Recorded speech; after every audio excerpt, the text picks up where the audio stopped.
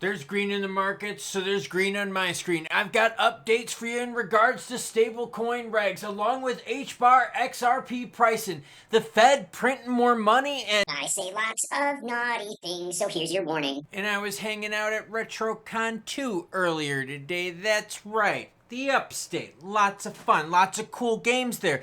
They had a Kirby game there. There was 600 ladies. Bitcoin sitting at no. You, the viewer, matter most. That's why your comments come in the beginning. What, you think I'd forget? Come on now, this is an amateur hour.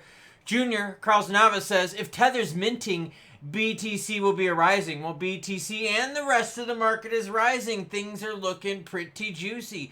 Waker 304 says, with my XRP filled bag, I definitely weigh over 110 pounds. Well done. Not tiny everything then. Well done, sir. Alan McMaster says, have a great weekend, brother. I am. I got a frappe and some torts with my wife. Yeah, I got to spend some quality time with my wife. It was really nice, enjoyable. Then my wife and I went to Retrocon. Yeah, I'm a retro gamer. How about you? I'm playing Jagged Alliance Gold right now. I'm freaking loving it. Bitcoin sitting at 85,257. We're going to talk about stablecoin regs, XRP HBAR pricing, along with what? A little bit of Brad Garlinghouse talk. Yeah, I know, Brad. We'll talk about it. What about this?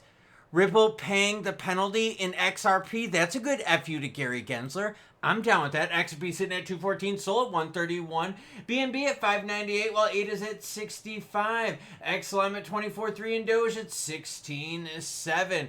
If the Fed prints more money, what's at stake for BTC and the rest of crypto? When the Federal Reserve official Neil Kashkari appeared on CNBC, and said the Fed has the tools to provide more liquidity to the market, CryptoX instantly interpreted the statement as about to print more dollars. Listen, we don't want the Fed to print more dollars. What we want the Fed to do is lower rates. We also don't want the Fed to prop up zombie companies anymore. Sooner or later, we have to rip that Band-Aid off because that's just another form of debt. It's not clear if the Fed will use its tools to add liquidity to the market, but we know if they do, it'll add to inflation. And we just had a juicy CPI data report. So Fed, no. Lower rates, though, in June. Now, where are we at with stablecoin regs? I did the work for you so you don't have to. That's the value of this channel. I scrub the news, good or bad, and bring it to you. Okay, so you got the Genius Act. Now we're talking about stablecoins, okay?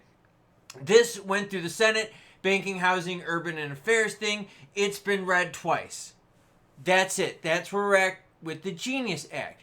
Now, the Stable Act, okay, was introduced in the House of Representatives. They had the committee consideration. They had the markup vote. So that passed that markup vote. That now is going to be voted on by the full House. That has not been scheduled yet, okay? So the one in the Senate, the Genius Act, isn't going anywhere yet, okay? The one in the House made it through the subcommittee, now is going to be voted on by the whole House. Most likely it'll get voted on. Here's the problem. Yeah, they're on vacation. Essentially, they're on vacation. They're in district work periods all the way through the 25th of April. They come back into session on the 28th of April, which is a Monday. So we're not going to be having any hearings on stablecoins for at least a few weeks. And the reason I'm bringing this up is because once they're done with stables, then they're going to move on with regs for the rest of crypto. So these people are dragging their feet. They got a lot of work days in May. So yeah, we've got some time. Once they're done with that, they'll work on to the rest of crypto. Now, Ripple, as a big FU to Gary Gensler, is like, yo, so you know how that $125 million we're supposed to pay? How about, the court said you're going to pay 50. How about we just say that's all done in XRP? Yeah, that'd be a big FU to Gary Gensler, wouldn't it? First of all, it's not a security. And then second of all, we're going to use it to make the payment. I just thought that's pretty good. Thought I would share that with you. The SEC is going to end up with $50 million, and the U.S. government gets $50 million, and we talked about making that available in XRP. Garlinghouse stated. Ouch. Screw you to Gensler. Garlinghouse also said it was great to be back with Liz Clayman today to talk about Ripple's historic acquisition of Hidden Road. Talked about that already, so I'm not going to beat you to death with it. By the way, all this, it's linked in the description down below. So the market, now this is weekend action. Okay, let's just be real here. This is weekend action. Weekend action, we're looking pretty good price-wise. We've got some green up on the screen. And the best thing about this is, look, it is the alternatives to BTC are doing the best. Sol up almost 9%, XRP 4.5%, ETH almost 5%, BTC 1.6%. Golf clap, that's good. That's good. We don't always want BTC to have the growth. We want the rest of the market to have some fun. Now let's look at H-bar. Okay, I got the 7-day for H-bar. Okay, we're up about 7% in the 7-day. That's not bad. I mean, I know it's not juicy, but you've just had juicy buy zone prices of sub 13 cents at like 12.6, 12.8. You've had some 12.15s for quite some time, so you've had some good buy zone prices. Will there be more opportunities? Well, I mean, let's be real here. The market's been very, very volatile, like very, very volatile. And what we've seen is that until we get the whole action with the tariff stuff figured out, that volatility is going to persist, and you're going to have a lot of nasty action. Did we reach the market bottom, though? Was the move that we dealt with over the 7th of April the bottom? Now, check out XRP, okay? Look at this. 1 day looks pretty juicy. Like I said, the 7-day. Not so hot. A little bit different. But look, here's the same thing. On the 7th is this, the market bottom. You go to the 1 month and you're like, okay, is that it?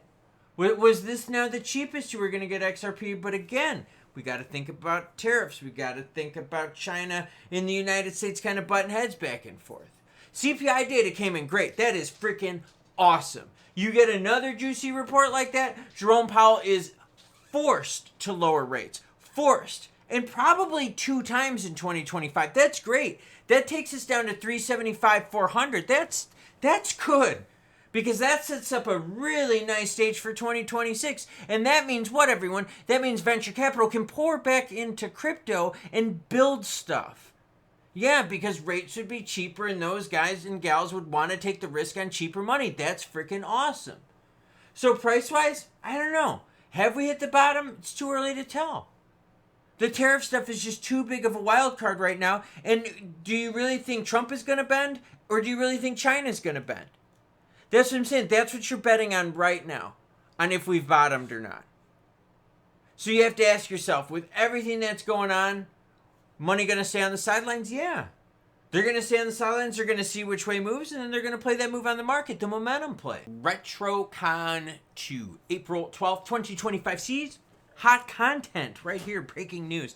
No, I'm a big retro gamer. Jagged Alliance Gold is what I'm playing right now. PC game that I played way back in the day that I'm playing now through this one. It is tariffs, and it's something that we're all going to get sick of, and it's almost something that I'm like sick of right now. And what I'm not sick of though is when Garlinghouse is like, yo, we might pay that $50 million or leave that $50 million there in XRP. That's really freaking cool, because that is the big FU to Genzer. But then, like, I hear the tariff word on the TV out in the other room over there, and I'm like, oh my gosh, I'm brought back to reality. And the reality is you're going to see a lot of players just park money until one side flinches. And for them, it's not worth the risk of perfectly timing the bottom or perfectly timing it. No, they're looking at it going, you know what? Let's just make the play, still make the money, but make it safe enough where we push out the big chunk of risk, and that's figuring out what side flinches. What do you think? Who's going to flinch in that move, and which way is the market going to flex from there? Have we hit the bottom? Jerome, I don't think they have to add liquidity to the market. I know there's recession fears out there, but it's not really recession fears. It's more of what direction are we going in right now?